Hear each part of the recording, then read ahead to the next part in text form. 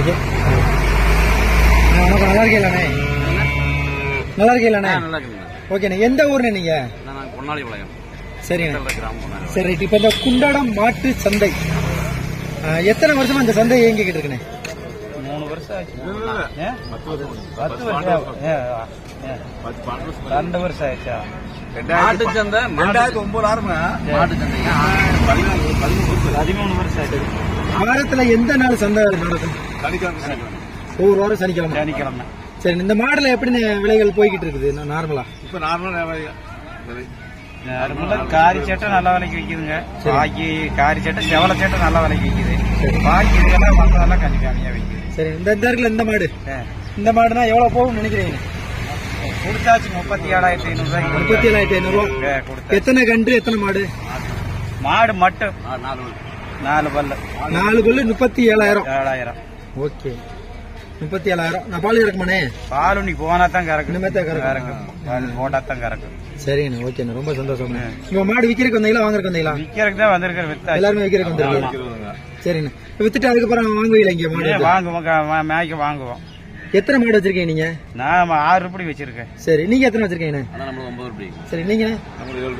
சரி, முழுக்க இந்த மாடு தான் தொழிலா வேற எதுவும் தொழில் இருக்கானே? ஆடு இருக்குது. மாட்டுக்கு ஆட்டுக்குட்டி வியாபாரம் பண்ணுவோம், எல்லாம் பண்ணுவோம். சரி, உங்களுக்கு வண்டி இருக்குது. சரி, வாடகை. ஓகே. நீங்க உங்களுக்கு முழு தொழில் என்ன? முழு தொழில் அவர் ஆட்டு வியாபாரம் தான். ஆடு வாங்கி ஏற்றி விட்டுட்டே இருக்கிறாரு. விவசாயம் இருக்குது. ஓகே. இந்த பகுதிகளில் இந்த குண்டடம் தவிர்த்து வேற எந்த சந்தைகள்லாம் இருக்குண்ணே? திருப்பூர் இருக்கு, அப்புறம் ஒட்டஞ்சாத்தரை இருக்கு, கன்னிவாடி இருக்கு, ஆட்டு சந்தை, ஊளவாடி இருக்கு, எல்லாம் இருக்கு.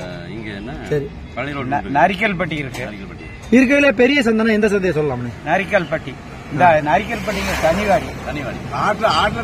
ஆட்டுல கன்னிவாடி. சரி, திருப்பூர் மாற்று திருப்பூர். சரி, பொதுவா ஒரு மாடு வாங்கணும் அப்படின்னா எதை பார்த்து வாங்குவாங்கண்ணே? எதை பார்த்து வாங்குவாங்க? காம்புகளை, காரி சட்டை, காம்புகளை, இதுகளை பார்த்து வாங்குவாங்க. இருக்கிறது சுடி சுத்தா இதுகளை தான் பார்த்து வாங்குவாங்க. ஒரு சாதாரண இந்த இருக்கலாம். இந்த மாடு குட்டி விட்டதுக்கு அப்புறம் பால் கறக்குன்னா எத்தனை லிட்டர்? குட்டி விட்டு 80,000. அப்படியே டபுள் மடங்கு மேல மடங்கு போயிடும். இப்ப 37 கொடுத்து 80,000 ரூபாய். 80,000 கொடுத்து வாங்குவாங்க. நேரம் 10 லிட்டர் கறந்தா கணக்கு என்ன ஆச்சு? லிட்டர் 35 ரூபாய்க்கு எடுக்கிறாங்க. சரிண்ணா, உங்கள்கிட்ட 35 ரூபாய்க்கு எடுக்கிறாங்க. ஆமா, எங்கிட்ட 35 ரூபாய்க்கு எடுக்கிறாங்க. எக்ஸ்ட்ரா ஏதாவது கலந்து அதெல்லாம் எதையும் கலக்க முடியாது. தண்ணி மட்டும், தண்ணி இல்லாம கறந்து கொடுக்கணும். எடுக்கிறாங்க. இல்ல, அவங்க விற்பனை செய்யும் போது அவங்க எச்சு எடுக்கிறாங்க. நம்மளுக்கு 30 ரூபாய் பட்ஜெட் போட்டு கொடுப்பாங்க. 38 வரைக்கும் போகுது. நம்மளுக்கு 30 ரூபாய் போட்டு கொடுப்பாங்க. 34 போகுது. 42 வரைக்கும் போகுது. 38 போகுது. சரிங்க, ரொம்ப சந்தோஷம். நன்றிண்ணே. ஓகே, வணக்கம்.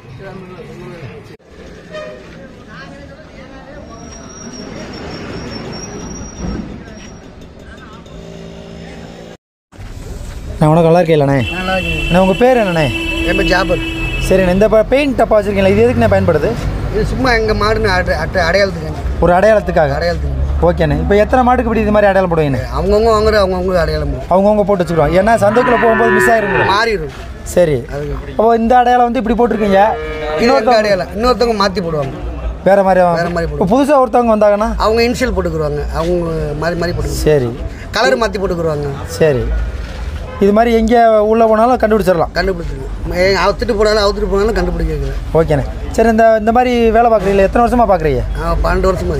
ஓகேண்ணே. இந்த அடையாளம் போடுறதுக்கு எவ்வளோ ரூபா? அடையாளம் போடுறது நம்ம கடைக்குண்ணே. இது நம்ம போய் வளர்ப்புக்கு கடைக்கு மாற்றி இது. சரி, அதுக்காக. சரிண்ணே, ஓகேண்ணே, ரொம்ப நன்றிண்ணே.